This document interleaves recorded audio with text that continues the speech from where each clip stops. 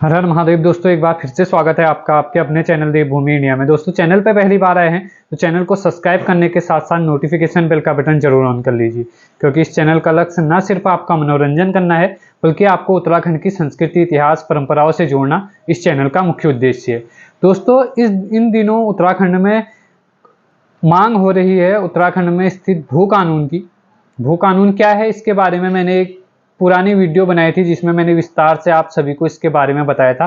एक और चीज जरूर उठ रही है भू कानून के साथ साथ, मूल निवास प्रमाण पत्र। वह क्या होता है, इसकी विशेषता क्या क्या है, क्या इससे हमको लाभ होंगे और क्या क्या हानियां हैं और क्या क्या फायदे हैं भू कानून से, इसके बारे में भी हम आज की वीडियो में बात करेंगे। दोस्तों देखो, बहुत से ऐसे उदाहरण आपको मिल जाते हैं, बहुत से राज्यों के उदाहरण जिनमें भू कानून पहले से लागू है।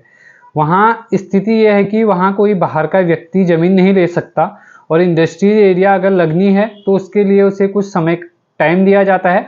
उतने टाइम के अंदर उसे वो इंडस्ट्रियल एरिया बनानी होती है या उसका कंस्ट्रक्शन करना होता है। तो इस तर्ज पे भी हमारे उत्तराखंड में भू कानून लाया जा सकता है। आप इसके बारे में क्या सोचते हैं, क्यों हमारे उत्तराखंड के लिए जरूरी है, यह भी आप हमें कमेंट बॉक्स में कमेंट करके जरूर बता सकते हैं। और हमारी साथ में सरकार से भी जरूर रिक्वेस्ट करेंगे कि जो प्रदेश की जनता है उसका विशेष ध्यान देखते हुए यह कानून लागू किया जाए, क्योंकि यह इनके हितों के लिए, हमारे हितों के लिए है।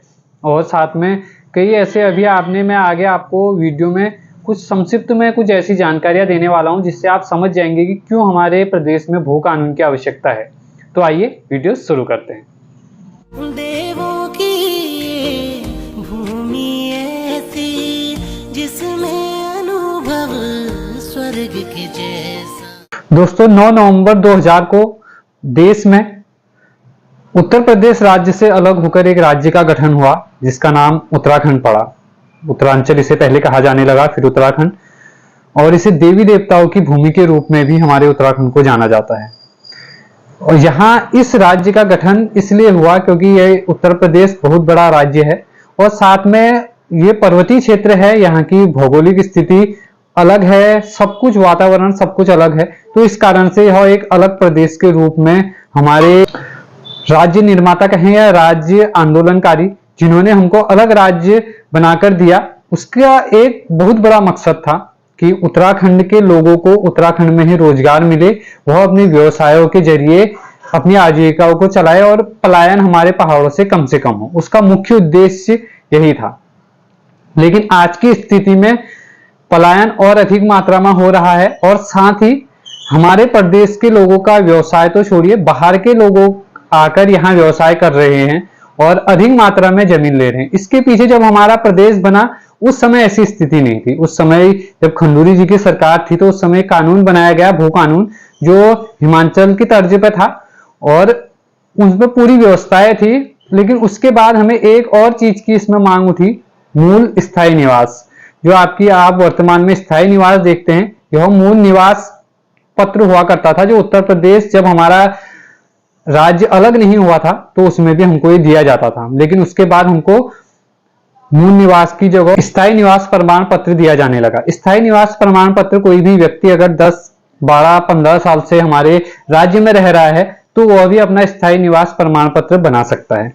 इस तरह की स्थिति थी। तो जो पुराने समय से जिन्होंने आजादी के लिए लड़ाई लड़ी अपने राज्य को अलग करने के लिए, उन लोगों को ना तो राज्य से कुछ लाभ हुआ राज्य अलग बनने से, बल्कि और जो हमारे अपनी संस्कृति है और हमारी जो परंपराएं हैं, जो हमारा लोकल प्रोडक्ट है, लोकल सामान है, ये सब लुप्त होने की कगार पर आज की डेट में आपको मिलते हैं।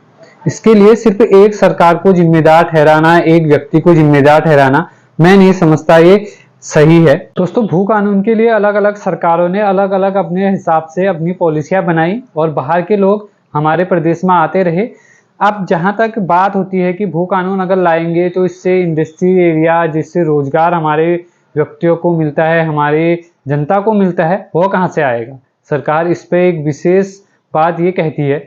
तो इसके लिए जो हिमाचल की तर्ज पे जो कानून बना हुआ है, हिमाचल में इंडस्ट्रियल एरिया नहीं आ सकती, उसी तर्ज पे हमारे देश में भू कानून लागू होना चाहिए ये। और साथ में ये जनता की एक पहली मांग है, और दूसरी मांग जो मूल निवास प्रमाण पत्र है वह भी मिलना चाहिए। जो जब हमारा राज्य गठन हुआ उससे पहले से यहाँ पर व्यक्ति रह रहे थे, कम से कम उन व्यक्तियों को मूल निवास प्रमाण पत्र मिलना चाहिए, और उसके बाद जो व्यक्ति आए हैं उनको नहीं मिलना चाहिए। और साथ में नौकरियों की अगर बात करें तो नौकरियों में उनको प्राथमिकता मिलनी चाहिए। इसी आधार पर हमारे प्रदेश का गठन हुआ था। इसके बारे में आपने बहुत सी चर्चाएं सुनी होंगी, बहुत सी डिबेट देखी होंगी, बहुत सी वीडियो आपने देखी होगी, लेकिन वह किस हद तक मिलती है आप वास्तविकता में देखेंगे तो आपको पता चल जाएगा। ऋषिकेश एम्स के एक उदाहरण है, और ऐसे अन्य कई उदाहरण हैं जिसमें 700 बाहर के एम्प्लॉय एम्स ने रख दिए एक सरकारी संस्था ने। लेकिन अगर आप उत्तराखंड से बाहर जाते हैं तो आप सरकारी नौकरी आपको मिल जाए, ऐसा पॉसिबल नहीं है। ऐसा क्यों? हमारे प्रदेश में सभी रोजगार पे हैं, कोई बेरोजगार नहीं है। जो सरकार इस तरह की बातें करती है, इस तरह के तर्क देती है और इस तरह की घटनाएं हमारे प्रदेश में हो जाती हैं, जिसमें सरकार को बहुत सोचने की आवश्यकता है। आप सभी से भी अनुरोध करूंगा कि भू कानून तो हमारी पहली मांग है, दूसरा हमें मूल निवास भी मिलना चाहिए, मूल निवास प्रमाण पत्र। साथ में दोस्तों एक चीज आपको बता दूं, जो अभी हमारा वर्तमान में भू कानून है उसकी स्थिति क्या है। 2050 वर्ग मीटर कोई जमीन ले सकता है हमारे प्रदेश में, लेकिन उससे ज्यादा अगर वो लेता है, कोई भी व्यक्ति ले सकता है, उससे अगर ज्यादा जमीन वो लेता है, वह जमीन ऑटोमेटिक ही कृषि से कंस्ट्रक्शन में तब्दील हो जाएगी। मतलब उसके बाद वो वहां पर कोई भी रोजगार कर सकता है। इस तरह का कानून बनाया गया। जो कानून तो बनाया गया, लेकिन उसमें जो धारा 143 है उसमें संशोधन करके यह बात रखी गई। तो इस तरह का कानून कहाँ तक हमारे प्रदेशवासियों को सपोर्ट करता है, और खासकर हमारा भविष्य तो खैर इंस्टाग्राम में रील बनाने में, जब अपने हक की बात आएगी तो आपको बहुत से लोग ऐसे मिलेंगे जो इन चीजों पर कभी बात ही नहीं करेंगे। लेकिन आप सभी से मैं अनुरोध जरूर करूंगा, आवाज उठाइए, क्योंकि ये आप हमारी और हम सब की उत्तराखंड वासियों की आवाज है। भू कानून हमारे प्रदेश में लागू होना चाहिए, ताकि जो यहाँ के लोग हो उनको यही रोजगार मिले, उन्हें पलायन ना करना पड़े। पलायन रोकने के लिए सरकार ने कितने संगठन बना दिए, कितनी इंक्वायरियां कर रही है, लेकिन जो मुख्य कारण है उसकी जिम्मेदार खुद सरकार है। तो सरकार को इस पर सोचने की बहुत आवश्यकता है, क्योंकि जनता सब जानती है। दोस्तों मैं एक बात पर और आपका ध्यान खींचना चाहूंगा। अब हमारी सरकार कहती है, केंद्र सरकार की local for vocal, local product को प्रोत्साहन मिलना चाहिए। जब बाहरी इंडस्ट्रीज आकर, बाहरी एरिया के लोग आकर यहाँ व्यवसाय करेंगे, वो हमारी संस्कृति को जानते हैं, जो हमारी संस्कृति को आगे तक ले जाएंगे। इसके बारे में आप खुद सोचिए।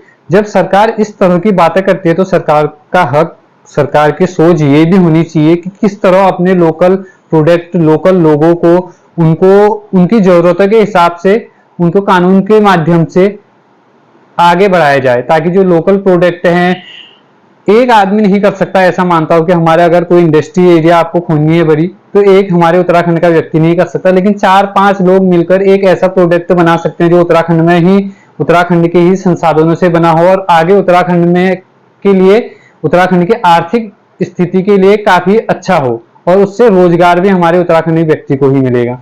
तो ये सब चीजें हैं। अगर सरकार इस तरह की बातें करती है तो सरकार को इस कानून के बारे में सोचने का विशेष तौर पे जोर देने की आवश्यकता है, और जोर तो क्या, लागू करने की आवश्यकता है, क्योंकि ये पूरे जनमानस की एक मांग है। दोस्तों ये थी जानकारी, थोड़ा बहुत जो मैं आप लोगों को आज की वीडियो में देना चाह रहा था, भू कानून और साथ में हमारा मूल निवास प्रमाण पत्र जो होता था उससे जुड़ी हुई, ताकि हमको जो आगे आने वाला हमारा भविष्य है उसके लिए जो हमारी कृषि जमीन है यह बची रहे, और हमारे पलायन से भी इसमें कहीं किसी न किसी हद तक रोकथाम लगेगी, जब अपनी जमीनों को लोग संरक्षण करने की सोचेंगे। उम्मीद करता हूं वीडियो आप सभी को जरूर पसंद आए होगी। अगर आप भू कानून से जुड़ी हुई कोई और जानकारी चाहते हैं तो आप मेरे ब्लॉगर पेज देवभूमि उत्तराखंड uk02.blogspot.com पे जाके विजिट कर सकते हैं। वहां पर आपको एक पोस्ट मिल रही है, उत्तराखंड के जो भू कानून है उससे जुड़ी हुई पूरी जानकारी मैंने आप लोगों को वहां पे दी हुई है। किस तरह से हमारा, कब से कानून लागू हुआ, कब कब संशोधन हुए, इससे जुड़ी हुई पूरी जानकारी मैंने लिंक पे दी हुई है। वह लिंक भी मैं नीचे डिस्क्रिप्शन बॉक्स पे देने की कोशिश करूंगा उस पोस्ट का, ताकि आप उस पोस्ट के माध्यम से और बारीकी से अपने भू कानून के बारे में, अपनी जो धरोहर है उत्तराखंड की, उसके बारे में जान सके। क्यों लोगों ने अपने 47-48 लोगों की मृत्यु हुई थी जब हमारा प्रदेश का गठन हुआ, उससे पहले उस आंदोलन में।